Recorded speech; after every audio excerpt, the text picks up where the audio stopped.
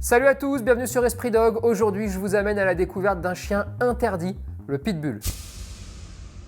Les amis, avant de démarrer la vidéo sur le Pitbull, attention parce qu'on a MyHeritage qui nous accompagne sur cette vidéo. C'est un outil en ligne, d'accord, qui vous permet de faire votre arbre généalogique, d'accord. Ils ont 90 millions d'utilisateurs et ils ont un chiffre absolument ahurissant. Ils ont 19 milliards de données issus de documents historiques. Donc j'aime autant vous dire que normalement, l'arrière-arrière-arrière-grand-mère, on va la piocher, on va la trouver. Hein. Et vous avez aussi un outil qui s'appelle Découverte et qui vous permet en fait de relier les arbres généalogiques entre eux de gens qu'on aurait fait. Et par exemple, vous avez une personne de votre famille qui est reliée à un autre arbre généalogique de quelqu'un d'autre qui l'aurait fait aussi. Bon, et MyHeritage, ils ont essayé de mettre en fait des outils assez ludiques en fait à disposition. Vous avez par exemple, quand vous avez une photo en noir et blanc, et en fait, ils ont un outil, d'accord, qui vous permet de la mettre en couleur. Alors, il y en a qui vont me dire, ouais, c'est génial, comme si ça redonnait vie, en fait, à la photo. Il y en a d'autres qui sont un peu plus amoureux, par le noir et blanc, ils sont un peu nostalgiques, touchez pas à cette option-là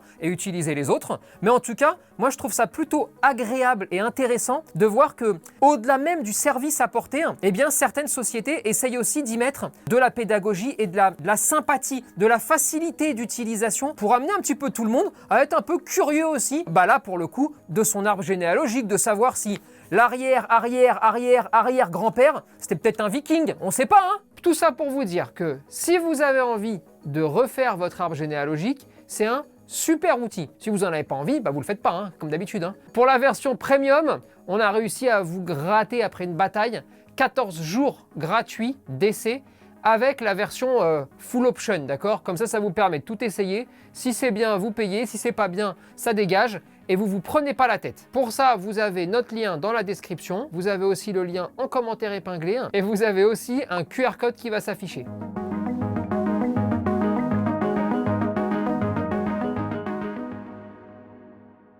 Il a été interdit par la loi de 99. Si on lit bien cette loi, il est censé ne plus y en avoir en circulation aujourd'hui en France. Pourquoi? Parce qu'on part du principe que l'espérance de vie d'un pitbull, c'est 13 ans. Elle a été faite en 99, donc techniquement, il ne doit plus y en avoir. Interdiction de faire de l'élevage, tous les spécimens doivent être castrés ou stérilisés et, encore mieux, race non reconnue par la SCC. En gros, ils n'existent pas, ils ne sont pas là. On ne sait pas qui c'est. Ça entraîne leur placement immédiat en catégorie 1. Ça vous met des obligations comme l'attestation d'aptitude pour vous, le test de comportement pour le chien, la vaccination contre la rage, muselière et laisse constamment. Ça vous oblige aussi à avoir l'assurance responsabilité civile, à le déclarer en mairie. Et donc, ça vous oblige aussi à le castrer ou à le stériliser. C'est obligatoire. On se retrouve avec un chien qui a effectivement de vraies similitudes avec l'American Staff. Alors, on va pas se mentir, ils se ressemblent beaucoup. Et quand on n'est pas un expert de la race, franchement, tout est Staff ou tout est Pitbull, selon un petit peu ce qu'on a envie de dire. Et ça a valu beaucoup de désagréments au Pitbull, qui s'en est bien moins bien sorti que le Staff, parce qu'à chaque fois qu'il y avait un problème avec un chien, on disait toujours Pitbull à l'époque. C'est pour ça que le Staff a fini en deuxième catégorie. Il a réussi un peu à négocier et que le Pitbull, lui, il a dégagé et on ne sait même pas qui c'est. Je vous expliquais en début de fiche de race qu'il n'y avait plus de spécimens, puisque techniquement, il ne peut plus y en avoir, sauf qu'il n'y en a jamais eu autant. Pourquoi? Parce qu'en fait, tout ce qui va ressembler, de près ou de loin d'ailleurs, à un morphotype du Pitbull, très pratique, surtout quand on sait que, vu que la race n'est pas reconnue, le morphotype, ça peut être un peu tout ce qu'on a envie d'y mettre dedans, d'accord? Les refuges sont blindés de pitbull. Alors, comment on fait dans ces cas-là? Parce que les pauvres refuges, quand tu dis tiens j'ai un pitbull déclaré pitbull, tu peux être sûr qu'il va crever au refuge, parce que personne ne va jamais vouloir s'emmerder avec cette loi et personne ne va vouloir partir là-dedans. Donc qu'est-ce qui se passe? On se retrouve avec des pitbulls déclarés labrador, déclarés lévrier, déclarés croisés X, on ne sait pas trop quoi, boxer. En gros, ça s'appelle la diagnose. Sortir un chien catégorisé et le rendre non catégorisé parce qu'on a fait une petite entorse au règlement et on a été chercher 1 ou 2 points de détail. Est-ce que c'est bien? C'est bien pour ces chiens-là parce qu'ils peuvent sortir et parce que tant mieux que ça puisse exister. Maintenant, ça montre aussi une vraie faille dans le système et le côté vraiment ridicule de vouloir dire non, ça n'existe pas, on regarde, on n'a rien vu, on se bouche les yeux. C'est stupide, c'est ridicule. L'important là-dedans, c'est toujours de vous dire que même si vous récupérez un pitbull décatégorisé, donc d'accord, parce que vous avez réussi à trouver une petite solution, n'oubliez jamais que pour les gens, c'est un pitbull. Et s'il y a un accident, ce sera un pitbull. Est-ce que c'est bien? Est-ce que c'est mal? Est-ce que vous n'avez pas une vraie responsabilité aussi? Faites juste attention à ne pas vous embrouiller avec toutes les personnes dans la rue parce que vous allez dire c'est pas un pitbull, vous allez montrer les papiers comme quoi c'en est pas un, alors que réellement, au fond de vous, vous savez que c'en est un. Je pense qu'il faut plus œuvrer pour un changement de la loi, pour une destruction de cette loi stupide qui porte de mauvais noms, chien dangereux, chien d'attaque, des mots qui n'ont aucun sens et d'ailleurs qui n'en ont aucun, même pour ceux qui ont écrit la loi à l'époque. Donc si on veut s'en sortir correctement, si on veut réhabiliter l'image du pitbull en France, qui a une image excellente par exemple aux États-Unis où c'est la nounou des enfants, eh bien il faut travailler aussi bien sur le chien que sur nous-mêmes pour justement arriver à se conformer à certaines obligations qui sont un peu nécessaires malheureusement aujourd'hui si on veut réhabiliter le chien et l'être humain. D'ailleurs, on avait fait un documentaire là-dessus sur les chiens catégorisés et sur tout ce que les gens pouvaient imaginer, penser et toutes les erreurs qui pouvaient être commises. Si vous voulez le regarder, vous avez le lien qui est dans la description de la vidéo. Mais voilà, c'est plus pour vous donner une image globale du monde aujourd'hui dans lequel on est et donc des contraintes qu'on doit prendre en compte si on veut améliorer les races et améliorer la vie de ces chiens-là. Chiens de combat aussi, chiens construits pour le combat à l'origine, qui ne l'est plus du tout aujourd'hui, et donc avec des spécificités qui ne devraient plus exister. Je suis désolé, comment est-ce qu'on peut décemment encore couper les oreilles? Alors, vous allez me dire pourquoi tu dis ça et pourquoi c'est si important. Hormis le fait que ça l'esquinte royalement de les couper et surtout que c'est illégal dans beaucoup d'endroits actuellement à travers le monde. Les oreilles sont un des endroits chez le chien qui cicatrise le plus mal. Résultat, on coupait les oreilles de certains chiens de chasse, broussailleurs par exemple, parce que quand ils partaient dans les broussailles, ça pouvait arriver que ça se coupe et ça s'infectait. On coupait les oreilles de certains chiens de combat parce que quand ils combattaient, eh bien, s'il y avait une blessure à l'oreille, ça s'infectait, ça pouvait faire des septicémies et ça entraînait très souvent la mort de l'animal. On a aussi beaucoup coupé les oreilles sur certains chiens parce qu'ils faisaient des otites à répétition. D'ailleurs, d'un point de vue médical, ça peut encore se faire dans ce sens-là. Mais la vérité, si on est tous honnêtes, on coupe les oreilles parce qu'il fait plus peur. On coupe les oreilles parce que ça lui fait une tétoune plus grande, plus méchante et parce que, esthétiquement, on peut trouver ça joli. Voilà pourquoi on coupe les oreilles, on va arrêter de se mentir. C'est comme sur d'autres races de chiens où on coupait la queue parce que ça donnait une apparence plus carrée à l'arrière-train du chien. Même si, là encore une fois, il peut y avoir des explications de la queue, c'était un des points faibles, si on tirait, ça pouvait tuer l'animal. Tout ça est vrai en plus, mais tout ça n'existe plus. Et donc, j'ai du mal à entendre le discours de « on est stigmatisé, on est jugé, on nous montre du doigt, mais on fait tout pour être montré du doigt. » Et pour tous ceux qui ont un pitbull, oreille coupée aujourd'hui, soit vous l'avez récupéré, oreille coupée, et bon, dans ces cas-là, ce n'est pas de votre faute et il n'y a aucun souci parce qu'il a le droit de vivre et parce qu'il faut qu'il vive et parce que vous lui offrez une belle vie et donc c'est super. Pour tous ceux qui ont fait couper les oreilles à une époque, c'est pas grave. Du moment que vous avez conscience aujourd'hui que c'est une erreur, que c'est une bêtise d'avoir fait ça, pour la race, pour ce que ça renvoie et pour clore ce sujet, me prenez pas la tête, c'est la vraie vie. C'est-à-dire que si vous ne vivez pas dans la vraie vie, pas de souci, parce qu'on peut toujours se dire « ouais, mais c'est pas normal de juger sur le fait qu'il ait une tête qui fasse plus peur ou pas ». Oui, alors allez vivre sur la Lune, parce que dans le monde réel, eh bien, les gens jugent. Et si on veut réhabiliter des races pour qu'elles ne se retrouvent pas comme ça, mis à l'écart, stigmatisées, montrées du doigt, et qu'à chaque fois qu'il y a un problème, on dit c'est un pitbull, eh bien, il faut en avoir conscience, il faut prendre ça en compte pour justement se dire « ok, c'est vrai, ça me fait chier, je préférais comme ci, ou c'était plus utile pour cela, mais la réalité, c'est aussi que ça irait dans le bon sens de ne plus le faire. » Voilà, c'est tout. Ensuite, c'est un chien où parfois, Vous savez, vous pouvez voir des spécimens, par exemple, un peu maigres. En tout cas, on a l'impression qu'ils sont maigres, très musclés. Et on se dit, oh, les pauvres, ils ne mangent pas assez. Ça me fait penser un petit peu aux lévriers, à certains types de lévriers ou qui sont un peu montrés du doigt en disant, ah, tiens, ils ne mangent pas assez, les maîtres ne les nourrissent pas. C'est pas vrai. Hein. En fait, ils ont ce morphotype qui est très caractéristique. C'est comme une signature, en fait.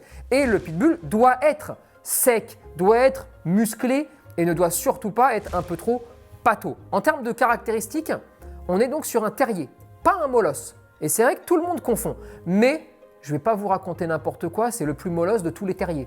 Ou c'est le plus terrier de tous les molosses, bref, voyez-le comme vous voulez. Mais la réalité, c'est qu'on a un terrier psychologique aussi. Il est obstiné. Être obstiné, c'est une qualité quand on le dirige dans le bon sens et c'est un défaut quand on l'amène dans l'autre sens. C'est comme toujours, des gens mal intentionnés ont eu des pitbulls, comme des gens mal intentionnés parfois ont d'autres races de chiens. Et résultat, quand on a un chien qui est obstiné avec quelqu'un de mal intentionné comme maître, eh bien on obtient des problèmes, des gros problèmes, des très gros problèmes. Par contre, quand on a des maîtres intelligents, quand on a des gens cohérents, quand on a des gens bien éduqués, eh bien on obtient un obstiné éduqué et donc qui va lutter et travailler pour le bien-être et l'éducation de tous ses congénères. J'attire vraiment votre attention là-dessus parce qu'on peut toujours voir le truc du bon ou du mauvais côté. On est sur des chiens qui peuvent tout à fait s'entendre avec leurs congénères. Donc, on fait attention à son éducation. On le baigne intelligemment dans une socialisation contrôlée, positive, correcte. On lui montre des chiens, on le laisse jouer, on le laisse apprendre, on le laisse interagir. On lui fait vivre une vie normale en fait. On lui montre aussi le monde extérieur, on le laisse se mélanger. Bref, on le laisse kiffer sa vie normalement sans essayer de l'éduquer comme un pitbull. Formidable chien pour apprendre tout ce que vous voulez. Il adore ça, il adore jouer. Parce que le pitbull, pour le coup, il est heureux de vivre, lui. Hein. Alors lui, il est content, il est toujours prêt à faire une connerie, toujours prêt à partir à droite, à gauche, et jamais fatigué en plus. Il a des qualités incroyables à ce niveau-là. Et donc, apprendre, c'est son grand kiff. Alors, on joue, on kiffe, on apprend. Il est formidable pour tout cela. Petit conseil, parce que ça ressort sur tous les chiens, qui ont soit un peu de tempérament, soit qui sont grands, soit qui sont forts, soit qui sont mal jugés, c'est le côté fermeté dans l'éducation. Il faut impérativement être ferme. Non, si vous êtes ferme, en fait, le chien fonctionnera par mimétisation et sera lui aussi ferme dans ses rapports sociaux avec les humains, les chiens ou tout ce que vous voulez. Ce qu'il faut, c'est être cohérent. Si vous êtes cohérent, alors le chien vous fait confiance. Le chien arrive à comprendre ce que vous mettez en place et le chien se dit « Ok, c'est cohérent, c'est logique, donc c'est bon, on peut fonctionner comme ça. » Être ferme, ça ne veut rien dire. Donc, ce qu'on dit le lundi, on essaye de le faire aussi le mardi. Et ça permettra comme ça au chien d'arriver à capter quelque chose. Sinon, vous allez vous retrouver avec un chien qui va vous regarder en se disant « T'es un peu loufoque quand même. » Et donc, ça va créer des soucis de comportement. L'exemple le plus simple à donner, c'est le lundi, monte sur le canapé, on fait des câlins. Le mardi, dégage de là. Bon, sur certains chiens, d'accord, il va se dire, bon, toi, tu es un peu fou, tu sais pas ce que tu dis, et donc on va s'embrouiller. C'est ça, en fait, l'incohérence. Mais pas de fermeté, s'il vous plaît, ça ne veut rien dire, ça n'a aucun sens. Personne ne se lève le matin en disant, je vais être ferme. Petite chose quand même, il y a une petite spécificité, c'est qu'il a de très grosses qualités athlétiques. Vous avez intérêt, si vous ne voulez pas de soucis, déjà à bien l'éduquer, mais aussi à faire attention à la hauteur des murs de vos jardins si vous avez des jardins. C'est un très grand sauteur. Donc, vous pouvez vite vous retrouver avec un pitbull en train d'aller se promener dehors parce qu'il a fait un petit jump. Donc, il faut quand même des hauteurs raisonnables et surtout une éducation, une explication de ce qu'on peut faire, de ce qu'on peut ne pas faire pour arriver à canaliser cette boule d'énergie et aussi cette boule d'amour. Et bien maintenant, je vous propose d'aller voir un passionné de la race. On va aller voir Junior. Juste avant d'aller retrouver Junior, les amis, j'en profite pour vous rappeler de vous abonner parce que 60% de tous ceux qui regardent les vidéos ne sont pas abonnés et je ne suis pas content, ça ne me fait pas plaisir. Alors, hop là, le petit doigt, clac, on clique sur abonner et moi je vous prends pas plus la tête et je vais retrouver Junior.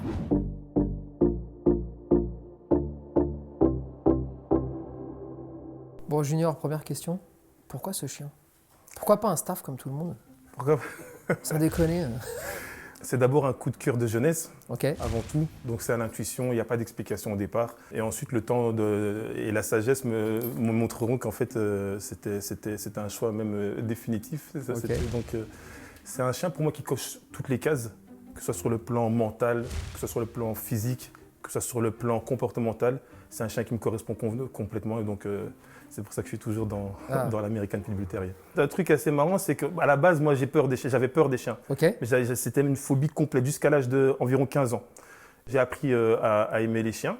Et justement, ma première relation homme-chien, ça s'est fait avec un pitbull, mais sans que je sache que ça s'appelait un pitbull. D'accord. Et donc après, ça a glissé tout seul. Et voilà, et je n'avais pas en tête de qu'est-ce qui s'était passé dans l'histoire et compagnie. L'histoire, je l'ai étudiée par après, en prenant de la maturité moi-même, en observant le chien, son caractère, ses comportements, et en voulant en savoir plus. Et ben, c'est comme ça que j'ai appris sur l'American Pit Bull Terrier. Et bien justement, c'est quoi ses qualités? Il a énormément de qualités, comme tout le monde peut le dire peut-être sur les races qu'il embrasse. Quand tu le vois comme un dinosaure, mais il est super aimable, il est super aimant.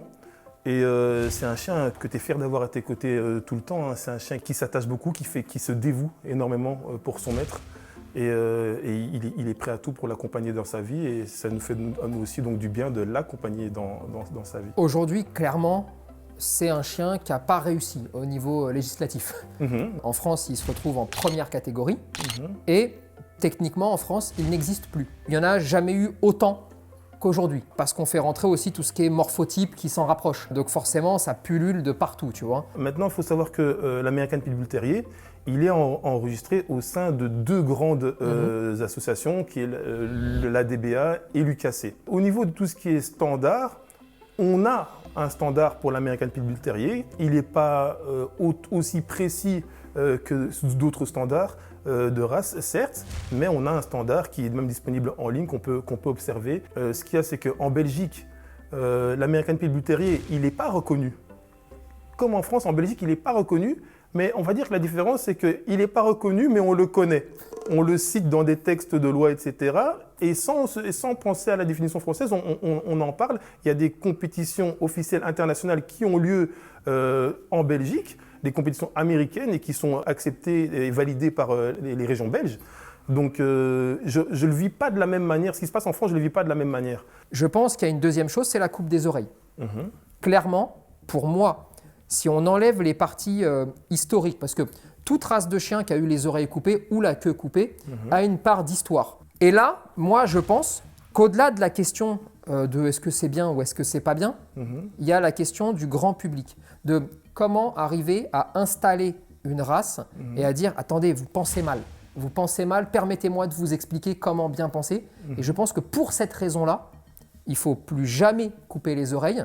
C'est une erreur stratégique pour la faire accepter au grand public. Hein. On est d'accord là-dessus, hein? Alors, il y a quelque chose qui appartient à l'humain. Il y a une sensation, un feeling qui appartient à l'humain, qui est que quand on voit cette tête carrée avec les oreilles en mode Batman, ça suscite quelque chose. Ça peut susciter de la peur, de la crainte ou parfois de la fascination. Moi, personnellement, j'étais petit, je grandis, je vois le pitbull tel quel au fur et à mesure. Je le vois dans des magazines, je le vois sur Google. Forcément, j'ai commencé à l'idéaliser aussi de cette manière-là. J'ai même trouvé ça très beau. Pendant très longtemps, je n'imaginais que comme ça. Et c'est avec le temps que j'ai commencé maintenant. Maintenant, je peux voir un pitbull avec des oreilles ou un pitbull avec sans oreilles. Dans les deux cas, je vais vraiment aimer le chien tel qu'il est. Maintenant, j'entends bien que pour maximiser les chances, ce serait bien que ça fasse partie des choses que les gens ne fassent plus pour pouvoir faire accepter le chien. Pour te mettre très à l'aise, parce que toi, les deux tiens ont les oreilles coupées. Moi, je vais te dire un truc, il y a, je sais pas, 15 ans en arrière, je voulais un canet corso, d'accord, bleu, oreilles coupées. Je suis tombé amoureux. C'est-à-dire que j'ai vu sa grosse tétoune, je me suis dit c'est ça que je veux, d'accord. Et puis c'était l'époque où tu pouvais plus vraiment couper les oreilles, où ça devenait compliqué, où il y a eu tout ça. Partant de là, parce que je pouvais pas lui couper, j'en ai pas pris. Parce que je me basais là-dessus. Et si j'ai voulu que ce soit toi aujourd'hui, c'est parce que moi je pense que c'est important que les gens comprennent que on fait des choix dans la vie et ces choix, ils ne sont pas définitifs. Ces choix, ils évoluent en fonction des priorités, en fonction des objectifs. Quelque chose où moi, je vais penser que pour moi, si tout d'un coup, je commence à me dire comment je peux le faire accepter, peut-être que je change ma façon de faire, tu vois, pour le bien-être soit du chien, soit de ma mission en tout cas, tu vois. Et pour moi, c'est hyper important que quelqu'un qui a coupé les oreilles, quelqu'un qui peut dire ouais, je trouve ça beau, ou en tout cas la tête peut me plaire, mais oui, j'entends que effectivement, si on veut rajouter un petit 5% de notre côté, tu vois, pour aller gratter le truc, tu vois, à mon sens, première bataille, enlever tout ce qui peut parasiter l'esprit humain. En fait, c'est faire des efforts pour lui. Tout à fait. Dis-moi, trouve-lui 3 défauts, s'il te plaît. 3 défauts. Comment tu veux que je lui trouve des défauts? Regarde comment il me regarde. Non, des défauts. Alors moi, je dirais que c'est un chien qui est assez vif et vigoureux. Pour peu que tu sortes une friandise ou un petit jeu, bon, quand il te passe entre les tibias, tu peux le sentir. Si tu as un corps d'adulte, ok, ça va, ouf, tu vois. Mais si tu as un enfant de 5-7 ans, ça peut tomber sur les fesses. Et un enfant qui tombe sur les fesses, il pleure. Oui. Alors qu'il n'y a pas spécialement de méchanceté ou de brutalité, mais donc niveau défaut, si on doit parler de défaut, je dirais il est assez brusque, il est assez vif. Attention que beaucoup de pitbulls qui grandissent dans un foyer familial avec des enfants arrivent à s'adapter et à adapter sa force, même dans ses mouvements et dans sa manière dans ses interactions avec les membres de la famille, que ce soit les petits ou les grands. Donc ça, c'est aussi intéressant de le prendre en compte, même si du coup, c'est pas tellement un défaut. C'est pas un défaut, ça. Hein. Ouais, t'as essayé de m'avoir, là. C'est bien joué. Non, mais dans les défauts, alors peut-être… Obstiné ouais, j'allais dire… Casse-couille. Têtu, c'est un mot que les gens n'aiment pas trop. Non, mais casse-couille, c'est bien. Ben, Genre, quand il a une idée en tête, franchement, il la lâche plus. Il est relou. Ouais, c'est un chien qui y va. Il est pénible. Ouais, arrête de me dire c'est un chien qui va, il est pénible. Quand il a une idée en tête, il est pénible. Ça s'appelle pénible. Ouais, mais c'est déterminé. Mais en fait, allez, je les aime tellement comme ils sont qu'il y a ce truc qui fait que je vois ça, je vais peut-être bouder, dire mais enfin, vas-y, mais qu'est-ce que je t'ai dit, etc. Et puis il y a ce côté un petit peu de bon, c'est mon chien, tu vois. Donc c'est un défaut, c'est vrai, ça peut être un défaut. C'est pas le chien qui revient forcément, il peut. Ça dépend du profil des chiens, mais en général, même s'il connaît le rappel ou qu'il connaît la position assise, s'il n'y a pas un intérêt réel à venir et qu'il est intéressé par autre chose, il va en général plus rester dans son activité. Dis-moi, toi, au quotidien, tu vis le regard des gens? Il y a des personnes qui ne me calculent pas, ils sont simplement dans leur monde et ils avancent. Il y a des personnes qui trouvent mes chiens remarquables. Ça reste agréable à entendre parce que c'est pas négatif. Après, c'est rare, mais ça arrive parfois qu'il y a des mauvaises paroles qui sortent. Mais c'est rare. Après, il y a une chose. Hein. Par exemple, j'ai une anecdote. Je marche avec un de mes chiens et je croise un gars qui me dit hey, « mon frère, t'es là, t'es grand, t'es balèze et en plus, tu prends un pitbull. Tu crois vraiment que c'était nécessaire ?» Et tu sais ce que je me suis dit? Je me suis dit « mais… » C'est fou parce que finalement, c'est dans son regard, c'est dans sa tête que se trouve le stéréotype, le cliché, alors que moi, je suis une personne, ça fait près de 20 ans que j'embrasse cette race, à qui je dois encore prouver que je l'adore. Donc, je ne suis pas là juste pour frimer ou pour faire le malin, je me suffis à moi-même. Ça t'a fait plaisir qu'ils te disent que tu étais balèze quand même. Ça fait toujours plaisir, hein. Ça c'est l'ego masculin, ça fait clairement plaisir, bien sûr. Est-ce qu'un pitbull peut aller dans n'importe quelle famille, du moment que c'est des gens intelligents, tu vois? Si ce sont des gens intelligents, comme tu dis, eh ben à ce moment-là, oui. Mais il faut être intelligent, il faut être conscient. Pour moi, ça relève toujours de l'histoire de la conscience. S'informer et agir et aussi s'adapter au profil de chien qu'on a entre les mains. Pour moi, c'est un chien qui, clairement, il peut évoluer dans une famille, mais il faut, si pas tout le monde, au moins une personne qui ait vraiment le souci de comprendre ce que son chien a besoin et de transmettre ce flambeau au reste de la famille, que tout le monde apprenne, tout le monde évolue et que le chien grandisse parmi eux, mais qu'eux grandissent aussi avec le chien. Et des fois, on peut se demander même comment ça se fait qu'on est passé de ce chien justement qui était idolâtré, qu'on utilisait dans des films super chouettes et super marrants, et à ce chien tueur. Mais en réalité, ce que je pense, c'est que de par sa polyvalence, il y a peut-être parfois certaines personnes qui l'ont détourné, parfois qu'il y a des personnes qui ont été négligents dans la gestion de ce chien-là. Et pour quelques accidents, les médias se sont jetés sur ça, ils ont surmédiatisé, ils ont hyper popularisé. De nouveau, même des chiens qui n'étaient pas des pitbulls, mais qui ressemblaient de près ou de loin, on a écrit pitbull, et finalement, il a eu une très mauvaise image. Mais c'est un super chien avec les humains, bien sûr. Relation avec les congénères? C'est souvent peu évident. C'est quelque chose après qui peut être vraiment géré avec l'éducation, mais selon moi, il ne faut pas faire semblant et fermer les yeux sur son histoire parce que même si elle peut avoir plus d'un siècle, il y a quand même un caractère héréditaire qui peut parfois ressurgir chez certains chiens à qui on n'aura pas appris à ne pas s'entendre avec son voisin. Et il pourra manifester un petit peu de colère envers son congénère.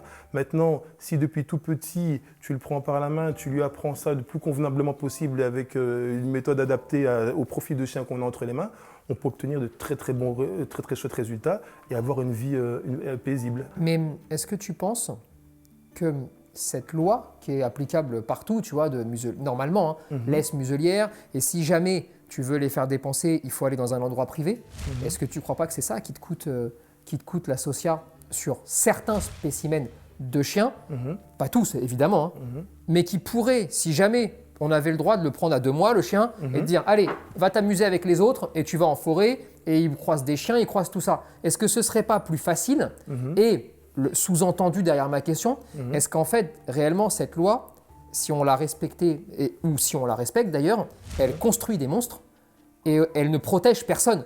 Parce que s'il n'y avait pas cette loi-là, mais qu'il y avait juste du bon sens, ce qu'il faut dire aux gens, c'est si ton chien il est agressif, mais lui une muselière, me casse pas les couilles. Voilà. C'est du bon sens. En fait, il est vrai qu'on est peut-être dans un espèce de climat anxiogène dans lequel où il faut la muselière, tu peux pas aller ici, tu peux pas aller par là. Ben, finalement, on met cette race à part. Bien sûr. Et donc, et c'est comme ça qu'il développe des troubles. Voilà, il manque de sociabilisation avec les congénères au fur et à mesure des générations qui passent. Absolument. Et c'est ça en fait le vrai problème. Mais il y a un truc qui me dérange un petit peu, c'est que il y a beaucoup de choses que l'American Pit Bull Terrier a, selon moi, besoin de faire, notamment des sports à la hauteur de ses capacités et capable de le vider convenablement, de le dépenser convenablement. Et on vit, je ne sais pas si en France c'est pareil, mais ici en Belgique, si on appelle par exemple pour un club d'éducation et qu'on veut amener notre pitbull ou notre American Staff, énormément de clubs ne les acceptent pas. C'est incroyable.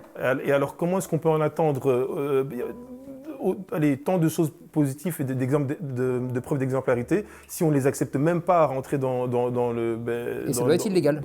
C'est triste. Mais c'est comme ça que tu changes les mentalités. Un sport, ça reste un sport, rien à foutre. Du moment que tu es dans un esprit de loisir, de jeu, le chien joue à chaque fois. Tout à fait. Bon, donc partant de là, il n'y a aucun sport qui devrait être interdit tant qu'on joue. Le vrai problème, c'est quand tu pratiques un sport et que tu fais vriller le chien et que là, il ne joue plus. Là, il joue plus parce que toi, tu veux mettre des points. C'est là, en fait, où ça devient malsain. C'est tout à fait. Mais toutes les personnes devraient pouvoir venir et pratiquer aussi en loisir, sans aucun espoir de participer ni à un événement, ni à un concours, ni à rien, parce que la plupart des gens s'en foutent. Mais ils voudraient par contre venir en loisir pour kiffer avec leur chien, pour fatiguer le chien. Après, venir où ? Dans des clubs qui accepteraient de recevoir tous les chiens. Mais je pense que ça passe en fait par tous ces détails-là, tous ces petits 5%. Et au final, tu arrives à gratter 30%, franchement, moi je les prends sans problème. Si toi, tu avais un message à faire passer, ce serait quoi pour cette race ? La conscience, être conscient. Le message que j'ai envie de passer pour cette race, et surtout pour les futurs propriétaires de cette race, c'est être conscient. Comprendre ce chien. Pour moi, c'est élémentaire de s'intéresser autant à son passé, à son histoire, que répondre à ses besoins au présent et de s'assurer de son bien-être au futur. Les trois sont liés, passé, présent, futur, et ce qu'il y a à savoir et ce qu'il y a à faire. J'estime qu'on peut être plus souvent séduit par sa musculature ou par sa diversité de couleurs, mais sans tenir compte de qui il est vraiment à l'intérieur, comment est-ce qu'il fonctionne. Et ça crée donc du coup beaucoup d'échecs relationnels entre maître et chien ou d'accidents. Et ça, c'est regrettable. Donc les gars, si vous prenez un chien comme ça, soyez conscients, ça peut être un superbe chien et ça peut vous faire devenir une superbe personne, mais juste soyez conscients et tout ira bien. Eh bien écoute, merci beaucoup en tout cas. De rien. Et puis à une prochaine. À une prochaine.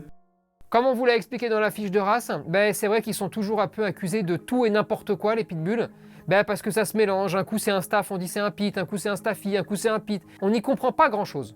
Moi, ce que j'aimerais savoir, c'est est-ce qu'il y en a parmi vous qui ont repéré des images de pitbull dans la fiche de race du pitbull qui ne sont pas des pitbulls? Vous nous le dites en commentaire, vous nous mettez la minute à laquelle ça apparaît.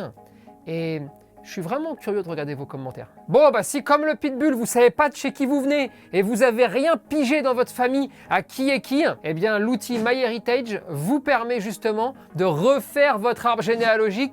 Et il y a pas mal de pitbulls, à mon avis, si on refait leur arbre généalogique, c'est une dinguerie qu'on va découvrir. Et pour pouvoir bénéficier de tout ça, vous avez 14 jours gratuits avec votre compte premium, avec toutes les options débloquées, juste en cliquant sur le lien qui est dans la description, dans le lien qui est en commentaire épinglé, et vous l'avez aussi sur le QR code qui va s'afficher. Il y a juste à le scanner, c'est le truc photo, paf, et c'est parti.